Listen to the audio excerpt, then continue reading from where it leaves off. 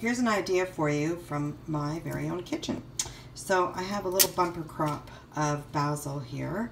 Earlier this week I picked a whole bunch and already made my pesto. Now what I'm doing is I'm floating. This is about the second or third floating that I'm doing. What this does is it allows all the sand and the dirt to get to the bottom of the sink, and what you do is you scoop off the clean leaves as you rinse. And then I put the clean leaves into my salad spinner, a few at a time, give them a good spin so they get dry, and then I lay them out here on my towel. So what I've done is I've divided, you see these are the tops, these are the little flowering pieces that actually have seeds in them. If you wanted to dry the seeds and replant them for next year, you could, but these are the best, most flavorful part, and what I do is I dry those, and those become my dried basil for cooking.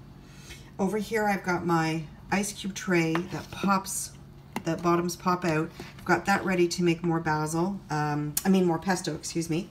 And then I've got the first batch of leaves here that are drying. So I've already washed these 3 times, made sure they're nice and clean, no sand, and I've spun them and now they're laying out to dry. Once they are dry, I'm either gonna make more pesto, which goes into the ice cube tray, then gets popped out into a container that I'm going to fill, so I have pesto for months to come.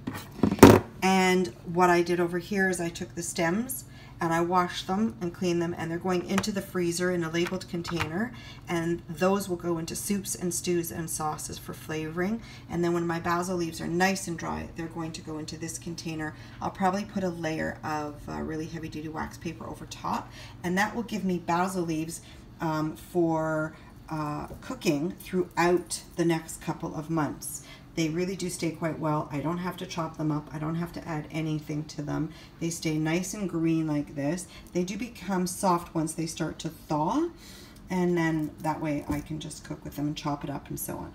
So there's a great idea for you on using up all of your basil from the summer, or if you happen to be out grocery shopping and you see big bunches of fresh basil being sold at really great prices, this is a great way to use it up. So I hope that kitchen tip works for you, and you can preserve your own basil for future months. Hope to see you in the kitchen soon. Ciao.